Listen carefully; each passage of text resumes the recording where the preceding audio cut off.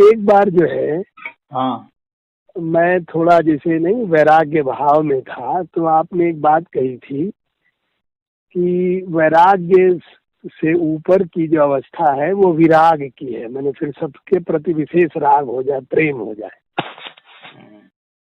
हाँ आपने कहा था ना कि पहले हाँ। संसार में रहता है आदमी, हम्म।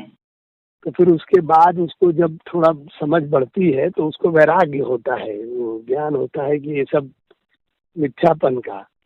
लेकिन वो एक इंटरमीडिएट अवस्था है, उसके बाद की अवस्था विराग है, माने फिर विशेष राग हो जाना, विशेष प्रेम हो जाना।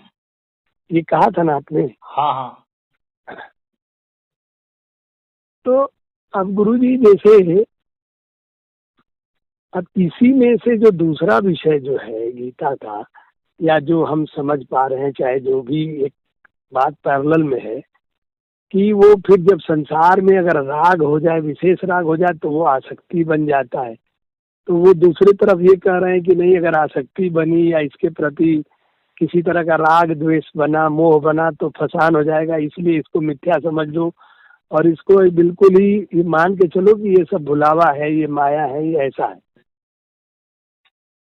क्योंकि फिर नहीं तो अगर उसमें राग हो, द्वेष होगा, तो फिर तुम इससे निकल ही नहीं पाओगे। हाँ, ऐसा है ना कि राग शब्द जो है, हाँ। राग शब्द एक ऐसी अवस्था के लिए है जिसका अपोजिट द्वेष होता है, और इसमें न्याय की भावना नहीं रहती है और मोह की भावना होती है। लेकिन यही जब और एडवांस स्टेज पर पहुंचता है, क्योंकि देखो यहाँ पर जितनी भी अवस्थाएं हैं, जितने भी पदार्थ हैं, जितने भी ऊर्जाएं हैं, सब एक विकास से होते हुए, हाँ, चाहे उसको बृहत्तर विकास में ले जाओ तो या सूक्ष्मतम विकास में ले जाओ, तो दोनों ही अवस्था में एक कंटिन्यूटी रहती है। ऐसा नहीं है कि राग अपने आप एक कहीं अलग से कहीं कुछ आ गया। हाँ, तो वह ऐसा नहीं होता कि एक बिल्कुल सेपरेट रहेगा और कहीं किसी से कुछ इंटरेक्ट नहीं करेगा, ऐसा नहीं होता है। तो जो राग की अवस्था है वह भी वो या डिग्रेड भी हो सकती है, राग से भी और नीचे डिग्रेड हो सकता है, या उससे और भी एनहांस हो सकता है और आगे बढ़ सकता है और विकसित हो सकता है और बेहतर अवस्था में। तो जो प्रेम होता है तो वह विराग में शामिल हो जाता है, क्योंकि उसमें जो है ना कुछ विशेषता आ जाती है, उसमें न्याय की भावना का लोप नहीं होता है। हाँ, राग कब गड़बड़ हो जाता है, क्यों गड़बड़ हो जाता है? क्योंकि उसमें न्याय की भावना का लोप हो जाता है, व्यक्ति अंधा हो जाता है। तब जो है वो गलत होता है। लेकिन अगर उसमें न्याय की भावना है तो जिन लोगों के प्रति वह कुछ कार्य कर रहा है, जैसे मान लो कि कोई व्यक्ति जो है किसी बहुत गरीब आदमी के उत्थान के लिए कार्य कर रहा है, या कोई पशु पक्षी है पड़ा हुआ है बहुत बेसुध, बहुत बेदीन अवस्था में, उसके कल्याण के लिए कुछ कर रहा है, तो ऐसा नहीं है कि उसको उससे राग है, वहां पर उसको राग नहीं है, उसको वैराग है। और वहां पर जो है ना उसमें प्रेम की भावना का संचार हुआ है। तो इसीलिए वह बेहतर माना जाता है, वो पॉजिटिव एटीट्यूड माना जाता है। तो राग का यह विकास होता है और बड़ी अवस्था के लिए। तो यहाँ पर इस राग को उस राग से नहीं समझना चाहिए। तो अभी गुरुजी जैसे मुझे ये सब चीजों से जैसे जो विरक्ति भाव है, मुझे लग रहा है कि ये सब जैसे इसकी निरर्थकता का जो बोध हो रहा है।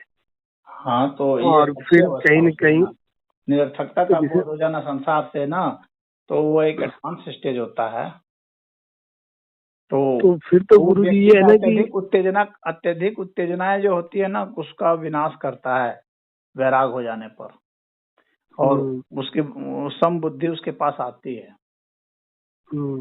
उसके व्यवहार में, कर्मों में, सोच में। तो अब फिर कुछ करने का मन न करे तब क्या करें? फिर अब लग रहा है कि फिर उस निरर्थकता में नहीं ये मन अभी तो करे तो निकल नहीं के करे, इसमें क्या करना है? यहाँ कुछ करके ही क्या होगा? इधर पृथ्वी को ही नष्ट हो जाना है।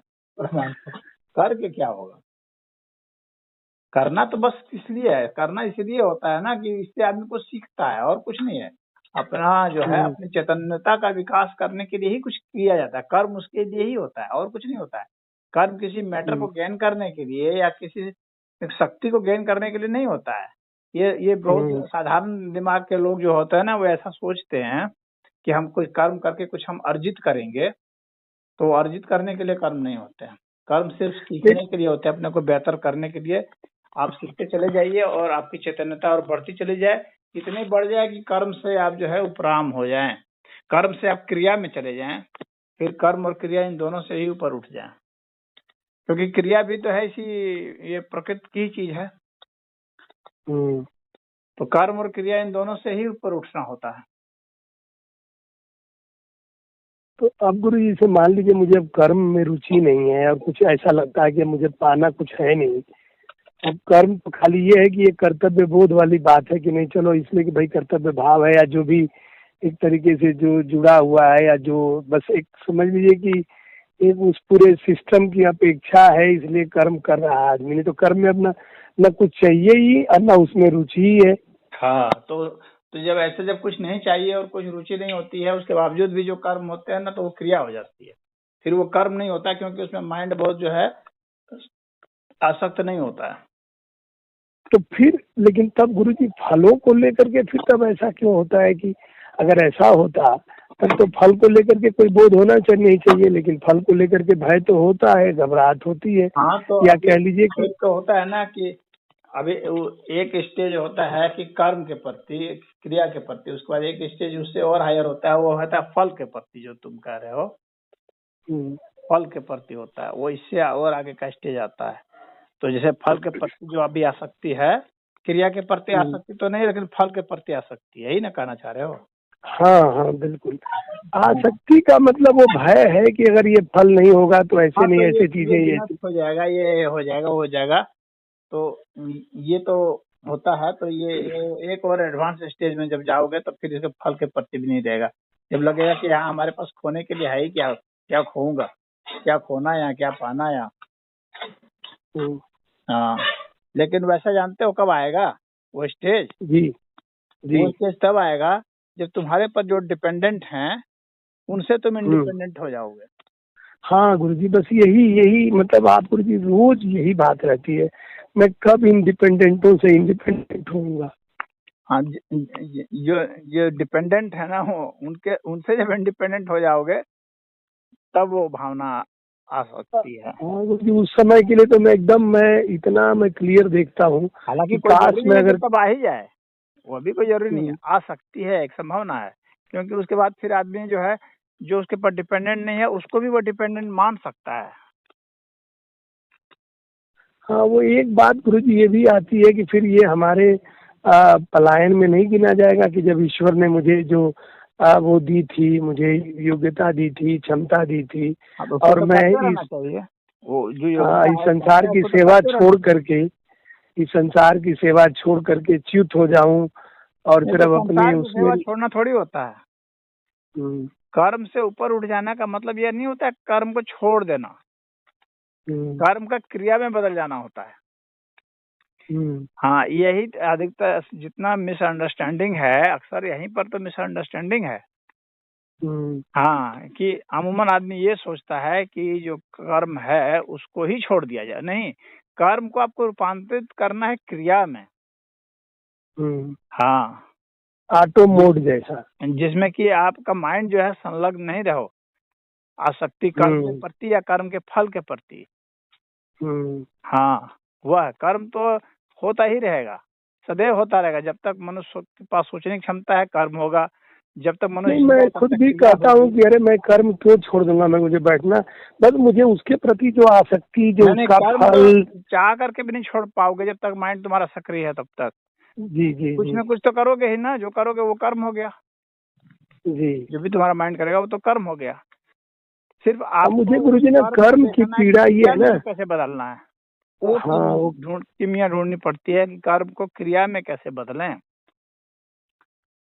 और क्रिया में बदलने का एक ही तरीका है कि जो हमारा ईगो होता है, जो कि कहता है कि मैं करता हूँ, ये जो मैंपन होता है ना, हाँ गुरुजी बिल्कुल, इस मैंपन का ही जब लोप होता है, या तो इसको बढ़ा करके लोप होता है या इसको जीरो करके लोप होता है। बढ़ा करके मतलब जो अनंत हो गया तो लोप हो जाएगा, या बिल्कुल जीरो हो गया तो लोप हो जाएगा। इसी दो स्टेज में इसका लोप होता है। तब नहीं गुरुजी, मैं तो जीरो की तरफ ही हूँ, क्योंकि ये बात तो गुरुजी 80% नहीं 99% क्लियर हो गई कि ये खाली मूर्खता है कि मैं करता वाला जो है। अब बुद्धि विवेक ज्ञान से तो एकदम ये स्पष्ट हो रहा है कि मैं कितना बड़ा मूर्ख हूँ जो अभी भी अपने आप को कर्ता के रूप में देख रहा हूँ। इसमें कोई कंफ्यूजन नहीं है। ये बात तो है कि कर्म के दरमियान जो है उसको व्यवहार में उतारने में ही दिक्कत आ रही है।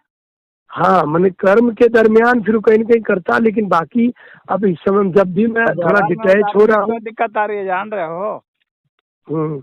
इसलिए तुमको दिक्कत आ रही है क्योंकि तुमको लगता है कि तुम्हारी जिम्मेवारी है अपने बच्चों को पालना और अपनी पत्नी को पालना, अपने और भी जो लोग हैं तुम्हारे परिवार उसको पालना, या जो जो चीज तुमने बनाई है उसको सुरक्षित रखना। इस तरह का बोध होता है, तो उसके कारण होता है। उसके प्रति आदमी केयरलेस नहीं हो पाता है, उसके प्रति जो है उससे मोह हट नहीं पाता है उसका। बस गुरुजी नहीं तो उससे हट जाएगा, छोड़ो जो अपना करेंगे करेंगे कि हाँ। तो उस तरह का भाव अगर तुम्हारे पास अगर कुछ महीने भी आ गया, हाँ, और उसमें तुम देखोगे जिस क्षण तुमको आएगा उस समय तुम देखोगे बहुत दिमाग तुम्हारा हल्का हो गया। दिमाग का मैक्सिमम प्रेशर उसी के कारण होता है, जान लेना। वही आपने गुरुजी बिल्कुल टू द पॉइंट कहा। मेरा सारा प्रेशर बस वही है गुरुजी। न मुझे अब कोई रुचि है, न मुझे कोई फल चाहिए, और कोई मैंने ऐसा नहीं गुरुजी, मैं ये सब जान रहा हूँ कि सब ठीक चलता रहेगा, कहीं कुछ नहीं बिगड़ रहा है, लेकिन अब पता नहीं कितना मुझे वो कर्मातिरेक है या आसक्ति है या मोह है, क्या है, या भय है कि मैं, जबकि मैं बुद्धि से भी देख के समझता हूँ कि सब सिस्टम है, सब कुछ भी नहीं यहाँ ऐसा हो रहा है। उसके पीछे जो तुम बुद्धि लगाए हो, एनर्जी लगाए हो, ताकत लगाए हो, हाँ, समय दिए हो, ये सब जो है, इन सब का परिणाम को जो है ना, जिसको आदमी होता है ना, जो पेड़ अपना लगाता है उस पेड़ को खुद नहीं काट पाता है वो। हाँ, तो उसी तरह से अपने किए हुए जो तुमको लगता है कि ये जो हमने ये सब किए, इतने मेहनत से बनाया है, इसको हम कैसे उजाड़ें, अपने से कैसे इसको बर्बाद होने के लिए छोड़ दें। हाँ, और तुमको ऐसा लगता है कि बर्बाद, क्या पता हो जाए बर्बाद। हाँ, और बर्बाद तो उसको हो जाना है, ठीक है, 50 बरस में नहीं, 500 बरस में हो जाएगा। वो तो टाइम का स्केल तो उसको बर्बाद करके ही छोड़ेगा। हाँ, वो ये सब भी गुरुजी समझ में आता है भाई। ये तो बिल्कुल गुरुजी क्लियर है ना कि संसार में जब कुछ भी नहीं रुक रहा है, तो फिर कुछ भी नहीं रुकेगा। ये बात तो एकदम क्लियर है। ये बुद्धि विवेक हर तरीके से समझ में आ रही है। आदमी का माइंड जो है ना उतने लंबे टाइम स्केल पर नहीं वो कर पाता है, अपने को एक्सपीरियंस अपने को वहां नहीं ले जा पाता है। विचार तो कभी कर भी लेता है लेकिन अपने अनुभव को नहीं ले जा पाता। और उसके लिए क्या होता है ना कि वो साहस बटोरनी पड़ती है, लात मारने की ताकत रखनी पड़ती है। हाँ, जब वो साहस जिस दिन आ जाएगा कि छोड़ो सबको, तो आज तो कल सब तो मटिया मेटी हो जाना है हो जाएगा 500 बरस में, 5000 बरस में हो जाएगा, 5 लाख बरस में हो जाएगा। ये अनंत टाइम स्केल में इसका कौन वैल्यू है? 5000 या 5 लाख बरस का ही। कहाँ मनुष्य गुफाओं में रहता था, जंगलों में रहता था, पेड़ के ऊपर रहता था। हाँ, तो वे सब भी अपना समय निकाल लिए आज भी लोग निकाल रहे हैं। तो वह जब विवेक आ जाएगा, और विवेक आने के बाद उसको जब तुम इम्प्लीमेंट कर दो हाँ गुरुजी, विवेक से ज्यादा ही कि उसकी साहस। सरकार योजना बनाए और उसको इम्प्लीमेंट ही नहीं करे तो सिर्फ वो पेपर वर्क हो गया। हाँ गुरुजी, तो वो साहस के लिए क्या करें गुरुजी? मतलब साहस के लिए कुछ करना थोड़ी होता है। हाँ, साहस के लिए आपको कुछ नहीं करना है। बस आपको जो है, आपने जो विचार किया है उसमें जरूर कहीं ना कहीं कोई खोट है, कहीं ना कहीं, इसलिए जो है आप साहस नहीं कर पा रहे हैं। लागू से नहीं कर पा रहे। लागू नहीं करने का मतलब साहस की कमी का मतलब क्या होता है? सत्य की कमी, क्योंकि सत्य से ही साहस होता है। तो कहीं ना कहीं उसमें तुमको देखना पड़ेगा कि इसमें सत्यता की कमी कहाँ पर है, कि साहस नहीं आ पा रहा है। लोभ कहाँ पर है, मोह कहाँ पर है, अहंकार कहाँ पर है, जो साहस को रोक रहा है, स्वतंत्रता को रोक रहा है। तो स्वतंत्रता जो है ये बहुत बड़ा मापदंड है। हाँ गुरु जी, वही तो, वही सबसे बड़ा मापदंड है। क्या हम स्वतंत्र भाव में हैं और अब कितने कंसर्न है? ओवर कंसर्न हो जाता हूँ गुरु जी। सब बुद्धि विवेक ज्ञान पढ़ा लिखा सब समझ में आते हुए भी उसको जमीन पर नहीं उतार पा रहे हो। जैसे कोई चीज बनाते हो तो पेपर वर्क करके जमीन पर उतारते हो, उसी तरह से इसके लिए जो बनाए हो फार्मूला ना अध्यात्म के लिए, इसको जमीन पर नहीं उतार पा रहे हो, क्योंकि पहले का जो इतिहास है वो रोक रहा है, कई जिम्मेवारियां हैं वो रोक रही है, पुराने संस्कार रोक रहे हैं। हाँ, अब जब कल बच्चों की शादी हो जाएगी तो फिर उनके बच्चों से, उनके पत्नी या पति से, इन सब से फिर वो मोह पकड़ने लगेगा। इसी तरह से सामान्य जीवन तो नहीं गुरु जी, हमको गुरु जी ना आज की तारीख में ये सब कोई मोह नहीं है गुरु जी। आज की तारीख में ना बच्चों को लेकर के मैंने 500% निश्चिंतता है गुरु जी। पत्नी बच्चों ये सब कोई मसला नहीं है, विषय नहीं है। मतलब मैं आपसे कह रहा हूँ कि मुझे इस तरीके का कोई भय नहीं है। मुझे ये ना जो संसार वाला जो भय है, चाहे जैसे जो संसार में जो दिन भर का मेरा कनेक्ट है, जैसे मान लीजिए सपोज कर लीजिए हमने जो एलिगेंट को लेकर के जो हमारे दिन भर की दिनचर्या रहती है, जो रूटीन वर्क में जो तमाम तरह के मुझे प्रेशर क्रिएट होता है मेरे ऊपर, उस प्रेशर से लड़ने के लिए जो मुझे टैक्ट, जो मुझे सब चीजें अडाप्ट करनी पड़ती हैं, हाँ, जैसे उत्थान का विषय है, वो सब जो करना पड़ता है, लोग खास तौर से जो लोगों से मुझे मेंटल वार करना पड़ता है ना गुरुजी, वो मुझे अपने बच्चे पत्नी परिवार और अपनी गृहस्थी रोजी रोटी तो गुरुजी कभी दिमाग में नहीं आती है, क्योंकि ये कोई मेरे लिए विषय रहा ही नहीं। भगवान की इतनी दया है कि इसमें तो मैं कुछ चाहूं उससे पहले ही भगवान गह गह कर देते हैं। और मुझे गुरु जो भी प्रेशर आता है ना, क्या होता है कि आदमी प्रेशर को खराब मानता है। हाँ बिल्कुल। एक समस्या यही आती है कि दुख को अपना नहीं मानता है, सुख को अपना तो मानता है। हाँ। दुख को अपना नहीं मानता, दुख को पराया मानता है, जबकि दुख भी अपना होता है। प्रेशर भी जैसे गुरु जी एक जैसे एक छोटा सा ब्लंट एग्जाम्पल, कर्म का फल है, हमारे ही विचार का फल है, हमारे ही योग भोग और संस्कार का फल है प्रेशर, तो वह भी अपना ही है। रोग भी अपना ही है। लेकिन मनुष्य सोचता है कि जो सिर्फ उसके अनुकूल हो वही अपना है, जो अनुकूल नहीं है वो पराया है। इसीलिए वो लगातार प्रेशर से लड़ता है, जितना प्रेशर से लड़ता है उतना और प्रेशराइज हो जाता है। अब जैसे गुरुजी इधर मान लीजिए, अच्छा गुरुजी एक बात है ना, प्रेशर से क्या लड़ना, प्रेशर है तो प्रेशर है, ठीक है, इसका एक अपना महत्व है, उसको इधर एक परमात्मा ने उपलब्ध कराया है। आखिर परमात्मा ने वह उपलब्ध कराया है तो कुछ सोच समझ करके न कराया गया है। तो प्रेशर इसलिए कराया गया है कि तुम्हारा विकास हो। मनुष्य का जैविक विकास कैसे हुआ है? प्रेशर से हुआ है। अगर मनुष्य का जैविक विकास देखोगे तो समझ में आएगा कि मनुष्य कहाँ पेड़ों में रहता था, आज महलों में रहता है, तो किसी प्रेशर के कारण ही तो वहां से वहां पहुंचा वो। हाँ बिल्कुल ठीक बात। तो इसीलिए प्रेशर भी उसका अपना है, हालांकि नहीं मानता है वो, क्योंकि तात्कालिक जो है, जैसे तात्कालिक कुछ लोग सोचते हैं उसके हिसाब से, जैसे मान लो जो बहुत लंबा नहीं सोचते हैं वो थोड़ी सी चीज के लिए कुछ अपना जो है मत इधर उधर कर देते हैं, और जो लंबा सोचते हैं वो लंबे हिसाब से वो व्यवहार करते हैं। और अब गुरुजी क्या है ना, अब मैं जैसे मैं हटता हूँ भगता हूँ, तब तक परिस्थिति जो है नई परिस्थिति में डाल देती है। अब वो फिर वो प्रेशर से मैं फंस जाता हूँ,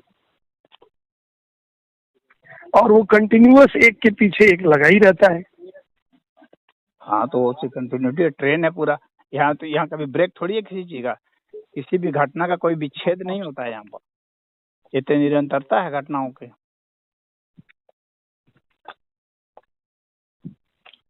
अब वो कभी जब अपना समझोगे, प्रेशर को भी जब भगवान, इसीलिए तो भगवान के जो है हम लोगों ने जो है मृत्यु रूप भी बनाए हैं, तो अपना ही समझ कर बनाए हैं।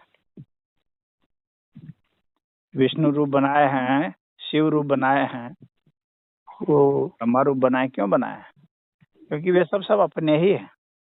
प्रेशर भी अपना है, दुख भी अपना है, रोग भी अपना ही है, स्वास्थ्य भी अपना है। तो फिर उसी में अपना कर्म करते जाना है, चलते जाना है। वैसे जब करने लगोगे तो देखोगे कर्म क्रिया में बदल गया, तब वो इफेक्ट नहीं डालने लगेगा। तब तुम समझोगे कि प्रेशर भी अपना ही है, तो फिर उसका इफेक्ट खत्म हो जाएगा। जब हाँ, ये क्रोध तो भी आप अपना है, बार बार क्रोध का कहते हैं इफेक्ट कि खत्म हो जाएगा। काम भी अपना है तो काम वासना का इफेक्ट खत्म हो जाएगा। नहीं तो फिर कितने लोग हैं काम वासना से ही लड़ रहे हैं, पंगा ले रहे हैं। जितना पंगा लेंगे उतना और परेशान होंगे, क्योंकि दमन हो जाता है ना वो। और जब दमन आप करेंगे तो फिर जाहिर सी बात है कि वो उसका और इफेक्ट, क्योंकि आप उसको नहीं चाह रहे हैं, आप उसको पराया मान रहे हैं। तो जो विशेष राग है उसका मतलब यही है कि ये सब जो भी चीजें जो है ना, जो नकारात्मक तुमको लगती है, उनको भी अपना मान लेना, तभी विशेष राग हुआ, तभी प्रेम आता है। तब दुख से भी प्रेम होता है। तो दुख में भी आदमी हंसता है, जैसे पागल लोग देखते हो दुख में भी हंसते हैं, तो उसको कह देते हैं लोग कि पागल हो गया।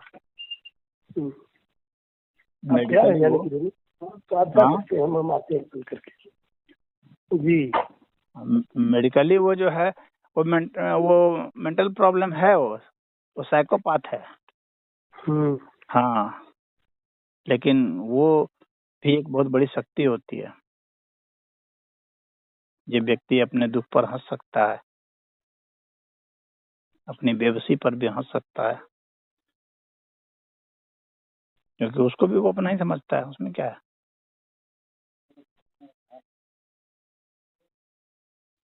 इधर गुरु जी इतना सब मन जो है ना,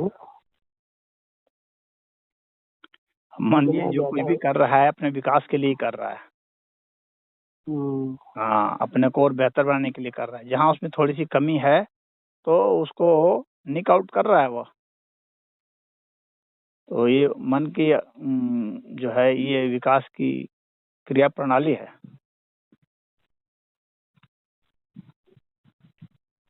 तो देखिए गुरु जी, एक दो बातों का बात होता है। एक बात जो हमेशा आप बहुत क्लियरली कहते हैं कि सब ईश्वर रूप है।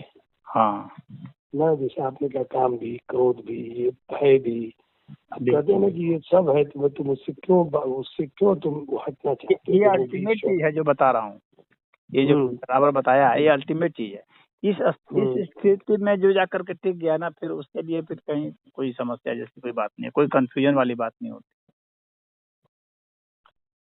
तो फिर वो जो संसार से विरक्त होना भी, जब संसार भी सब उसी रूप में है, फिर क्या, फिर विरक्ति भी उसकी है, अनुरक्ति भी उसकी है।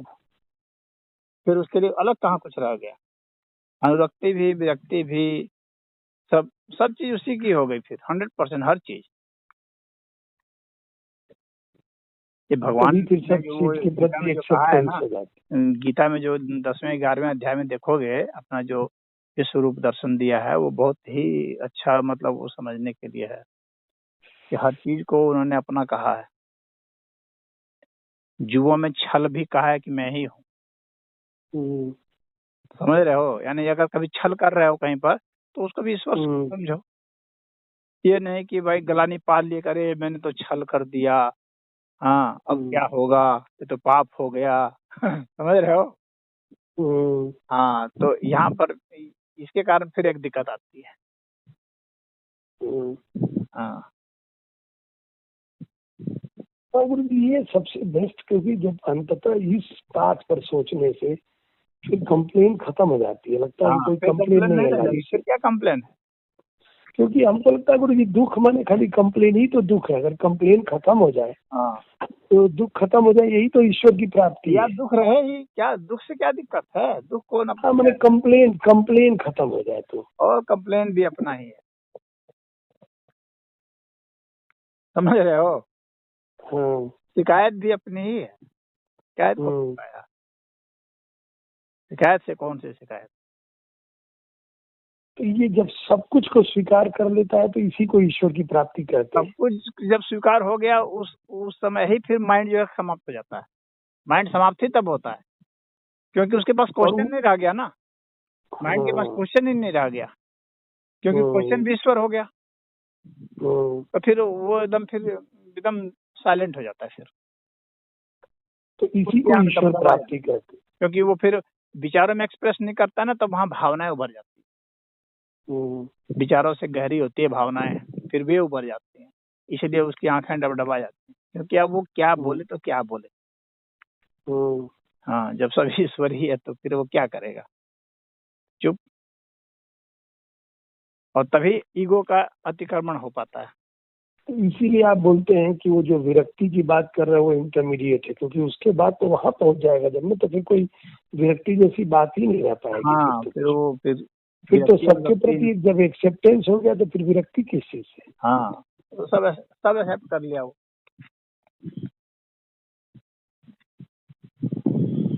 टोटल एक्सेप्टेंस में ही ईश्वर एक्सेप्ट होते हैं। लेकिन बस प्रक्रिया यह है कि पहले आदमी बुरे को छोड़ता है, ये साधना में बताया गया, बुरे को छोड़ना। तो यह एक अच्छा भी है और एक फसान भी है। हाँ, तो पहले आदमी बुरे को छोड़ता है, फिर अच्छे को भी छोड़ना पड़ता है, फिर सबको स्वीकार करना पड़ता है। तो ये पहले बुरे को छोड़ता है, फिर और अच्छे को पकड़ता है, फिर उस अच्छे को भी छोड़ देता है। हाँ,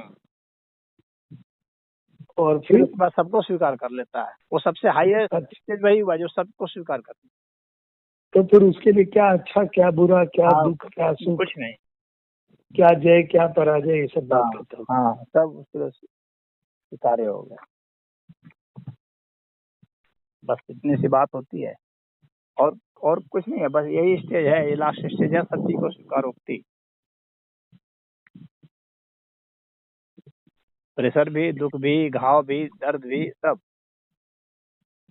तो गुरुजी इस प्रक्रिया को थोड़ा और इग्नाइट करना हो, क्योंकि इतने लंबे समय से ये इसी के आसपास चल रहा है। कभी थोड़ा ऊपर जाता है, फिर सेंटर में आ जाता है, फिर कभी नीचे भी। मेन चीज पकड़ लिया हो ना, इसीलिए अब वहां से नीचे वाली जो है ना, नीचे की जो फिलॉसफी है ना, वो तुमको उतना अपील नहीं करेगी। हाँ, माइंड उसको स्वीकार नहीं करेगा, नीचे वाली फिलॉसफी को, जो साधारण साधकों को स्वीकार करती है, जो पता नहीं। तो फिर वो उसी ऊपर वाली स्टेज में रहता क्यों नहीं है? उसी ऊपर वाली स्टेज में रहता क्यों नहीं है? फिर तो नीचे नीचे आ जाता है ना। हाँ, तो नीचे नीचे आ जाता है ना, क्योंकि अभी उस सबसे टॉप की जो चीज है ना, उस पर अभी जो है तुम इसलिए नहीं टिक पा रहे कि वहाँ कुछ भ्रांति तुमको कभी बीच में हो रही है। वो भ्रांति जब खत्म हो जाएगी एकदम 100%, तो फिर तो नीचे की फिलॉसफी अपील ही नहीं करेगी, अपने आप ही वो अपने आप ही छूट जाता है।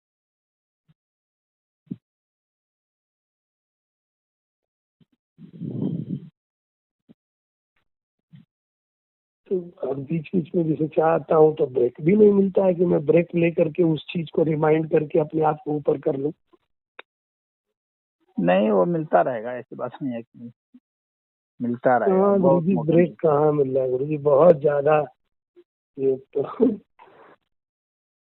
वहाँ एक बार जब माइंड उसको पकड़ लिया है ना, तो फिर वहां से वो छूटेगा नहीं, वो छूटता हुआ नहीं। छूटता तो नहीं है, फिर तो जाता है, लेकिन ये कि अगर मान लीजिए 24 घंटा है, उसमें 1 घंटा 2 घंटा पहुंच रहा है और 22 घंटा जो है उस संसार में ही सब चीजें मतलब अपने आप को फंसा ले रहा है।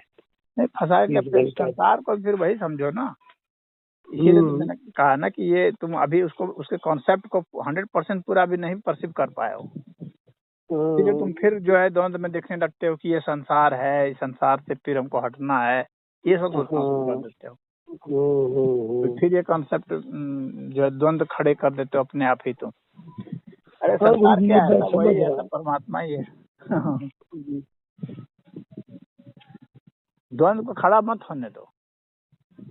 कोई भी चीज ये नहीं कि वो अलग समय, ये अलग समय। अरे ये समय भी वही समय है, सब समय ही उसी का है, समय भी वही है। क्या भूत, क्या भविष्य, क्या वर्तमान, हाँ, सब समय वही है। तो गुरु जी ना, आपसे फिर जुड़ने के बाद ये बात हो जाती है, बीच बीच में कुछ पढ़ लेता, जब गीता से ही पढ़ता हूँ तो उसमें जो है ना वो लगता है कि वो जगह अभ्यास है न तू वैराग्य। ठीक है, वो गीता हर तरह के साधकों के लिए लिखी गई है ना। हाँ, उसमें वैराग्य को लेकर के इतना ज्यादा फोकस समझा के लिखी गई है, तो वो तुम उसमें कंफ्यूज इसलिए कर जाते हो क्योंकि जो साधारण साधकों के लिए लिखी गई है बातें उसको भी पकड़ लेते हो। सिर्फ हाईएस्ट स्टेज वाले को पकड़े रहो तो फिर बाकी चीजें सब अपने ऑटोमेटिक अपने आप हल हो जाएगी। अभी तो खाली अगर वासुदेव सर्वम पर रहते तो कोई प्रॉब्लम नहीं हो जाती, कोई प्रॉब्लम नहीं, वही तो सबसे अल्टीमेट। फिर लेकिन बीच में नीचे आकर के वो अभ्यास है न तू वैराग्य न। हाँ तो वो तो ठीक है भाई, वो तो अभ्यास और वैराग तो वो है ही, लेकिन भाई गीता में क्या है ना कि जो छोटे से छोटे हैं, जो नए से नए हैं और जो पुराने से पुराने हैं, उन सबके लिए लिखा गया है। साधकों के लिए भी है और उस सिद्ध के लिए भी है। भगवान वो सबको एड्रेस कर रहे हैं, किसी भी कोटि को बाहर नहीं किया, असुर तक को बाहर नहीं किया। उसी में कह रहे हैं ना कि अब उसी में कह रहे हैं कि राग द्वेष से परे हो जाओ, और आप कह रहे हैं क्या राग क्या द्वेष। हाँ, सब परमात्मा ही है। हाँ हाँ हाँ, देखिए अब आप दोनों बात देखिए ना गुरु जी, गीता में 100 जगह आया है ना कि राग द्वेष से पूरे परे जाना। हाँ तो ठीक है, वो उन साधकों के लिए आया है, वो गलत थोड़ी ना है, लेकिन अल्टीमेट नहीं है। हाँ वही बात है। हाँ तो अल्टीमेट के लिए सोचो ना, अल्टीमेट को पकड़ो। क्योंकि अब आपने तुरंत उसको बिल्कुल निरुत्तर कर दिया कि क्या राग क्या द्वेष और क्या राग द्वेष से परे, सब तो ईश्वर का ही बोध, ईश्वर की वही। अल्टीमेट में बस वही है कि सब वही है, इन्फिनिटी जो है वही अल्टीमेट है। और बाकी हमको इतना बस वो है कि चूंकि उसमें आसक्ति न बढ़ जाए, मोह न बढ़ जाए, इसके लिए उस तथ्य को भी रिमाइंड करते रहना कि भाई देखो इस संसार के मिथ्यापन को भूलना नहीं है।